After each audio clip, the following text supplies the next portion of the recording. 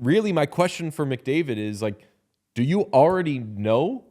If you have questions about what are these guys going to be in the future, then you're probably already out the door. Let's talk McDavid for a second. Still not signed, obviously. Chris Johnston in The Athletic on Tuesday wrote, quote, his biggest point of reticence per league sources remains an aging roster, which he believes can contend in 25-26, but which doesn't look to be constructed to sustain a championship level over the long term. And he more or less said as much publicly in June, telling reporters, quote, if I feel there's a good window to win here over and over again, then signing is no problem. McDavid had an interview with Elliot and Kyle that aired on 32 Thoughts on Wednesday, in which he said, quote, I have all the faith in the world in this 25-26 season. Beyond that still remains to be seen. Okay. If you're an Oilers fan, you should officially be worried about Connor McDavid and that he is going to just play this season out and then see what's what. My question to you, Pete, is what can happen between now and the beginning of the season that makes him change his mind or feel any better about that this team has a chance to be good for a long time? Like, does he need to see Matthew Savoie have the greatest practice he's ever seen in his life? They gotta trade for Kirill Kaprizov. I was reading Bag Milk's article on Oilers Nation. Savoie looked real good apparently in their rookie showcase thing with him and Ike Howard. I mean, they have two, I'll say, top forward prospects, meaning two forward prospects who are like top 50 prospects in the NHL. Yeah, and Matthew Savoie and Ike Howard. These aren't first overall picks coming in. They don't have great defense prospects. Their goaltending situation is what their goaltending situation is. But like, really, my question for McDavid is like, do you already know? If you have questions about what are these guys going to be in the future, then you're probably already out the door. I wouldn't say you're probably already out the door, but like to your point, I don't know what you're going to see in the next few weeks. Like, I don't know what their sales pitch is going to do to change that outlook that you have. Trade for Kirill Kaprizov. That's what I just said. Yeah, I mean, beyond that, I don't really know how they're going to set things up beyond this season. And if he wants to play it out and play this season, and like maybe they win the Stanley Cup and he feels better about it, and then he sticks around, sure, but especially if he's thinking about a shorter term deal, which a lot of the chatter has been speculating that he might do 3 years, 4 years, whatever. Like, if you're not going max term, what prevents him from just playing out the season, taking it to the open market, allowing the Oilers to be competitive in this pitch, but open it up because he's not going to get that extra year anyway, or he doesn't want that extra year anyway. What does he have to gain by signing right now? Just avoiding the questions, avoiding the year, season long. I guess that's a cloud hanging over. Like, tangibly, what does he have to gain? Oh no, like financially, as Pete said, he's not going 8 years anyway. So there's nothing that the Oilers can offer him right now that other teams can't, other than Leon Draisaitl and Evan Bouchard. But they'll have those to offer him next summer. Right. Is what I'm saying. Like, yes, there's no reason for him not to just wait. I've always said, like, if he goes into this season without a new contract, be worried. And it's to your point, like, it sounds like he's going to be starting this season without a new contract. At this point, I will be surprised if he signs in the next couple of weeks.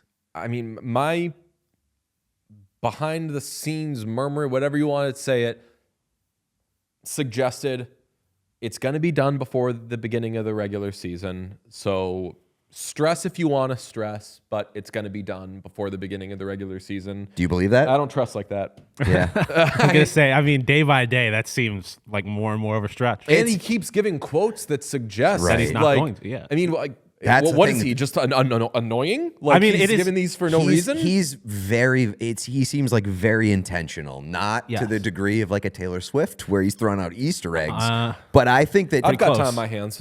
Pretty close. No, I mean that's like Delulu brain. Well, yeah, I know. All stuff. I'm saying is that he obviously can't come out and say, I mean, if we are good this year, then I'll stay.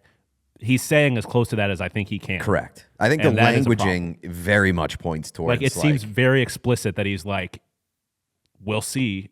Like if we don't win it, to me, it's if they don't win the Stanley Cup or get screwed over to the point where they have a reasonable belief that they would have won the Stanley Cup if not for whatever happened, I think he's gone. Okay, Like, if there's regression, I would be horrified as an Edmonton fan. I asked earlier, what can he see?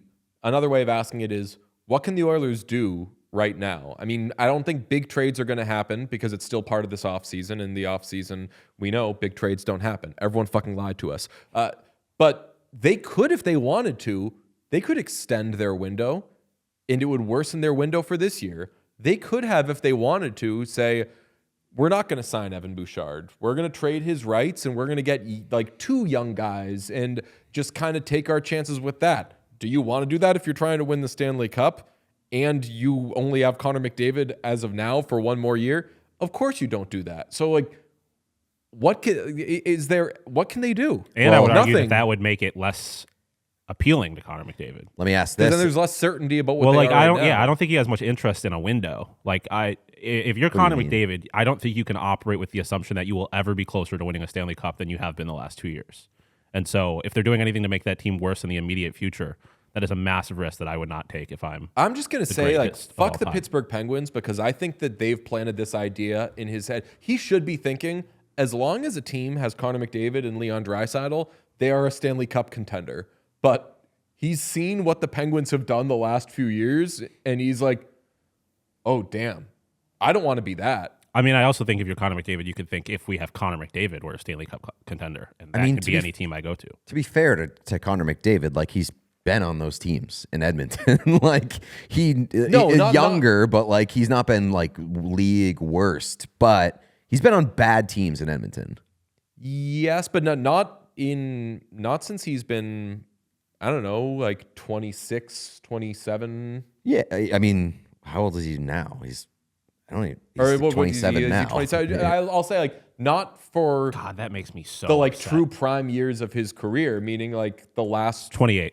Yeah, so like not since, we'll say he's been 25, 26, 27. He's been on good teams that, yeah, the Oilers are Oilersy, but those teams without Connor McDavid, if they had, say, an average number 1 center along with Leon Draisaitl, like, those are still good teams. They're obviously not what they are with Connor McDavid, but it's not like he's been just dragging this group of shit with him. He's had arguably the second best player in hockey with him. He's had 2, that's for sure. Really good goal scorers, multiple with him. He's had like high-end defensemen. Not a perfect roster, but it's not like he's been dragging around what Sid's been dragging around. No, and I don't think that, like, especially over the past 2 years, obviously with them making the Stanley Cup final, like, he has not been playing on a team where they are wasting his prime years, which is what we said for so long about the Oilers, where they're like, God damn it, like, put a real team around this guy and let him make a run at it. They have been doing that. So let me flip the question. Do you think that at this point, McDavid's kind of putting the Oilers in a unenviable position in terms of, like, what the outlook is? Because yes. Like to the conversation that you were kind of building, it's like, well, what is our goal here? Are we pushing everything in to win this year in order to convince you to stay? Or are we restructuring what our window is or what our team is contending for the next 5 years? Yeah, no, I would, if he wants them to take a step back, have a fallow year, load up, and he's signing for 8 years, I'm doing that. And they are this close. The Oilers are. The Oilers are this close. We don't know what Matthew Tkachuk's health situation is. It's not good right now. They're this close to winning the Stanley Cup. If they need to take a step back and merely be a playoff team who you never know, they got McDavid and Draisaitl, they can make a run this year, and that means that they look better in the long term. If that means McDavid's staying, absolutely. Yeah. I will sacrifice how close they are to win a Stanley Cup right now to know that I have Connor McDavid. And I'm not saying that, none of us are, about any other player in the world. and maybe even any other player in sports. I don't know. That's a very interesting, I'll do it mental I'm at his position to be fucking in. mercy. Also, the thing is like if there wasn't a contract situation going on, they would be they would be doing everything possible to win a Stanley Cup this year. Yes. And so I also think that there's probably zero appetite from Connor McDavid, regardless of anything, to take a step backwards, especially after losing 2 in a row. Everything that we hear is like this guy's just all he cares about is winning. All he wants to do is win, which is maybe part of the reason why he's not signing with Edmonton. I think that there's zero appetite for them to take a single step backward. Okay. We didn't solve this problem. We never will. Only Connor McDavid can solve this problem, but We all silly like the mayor.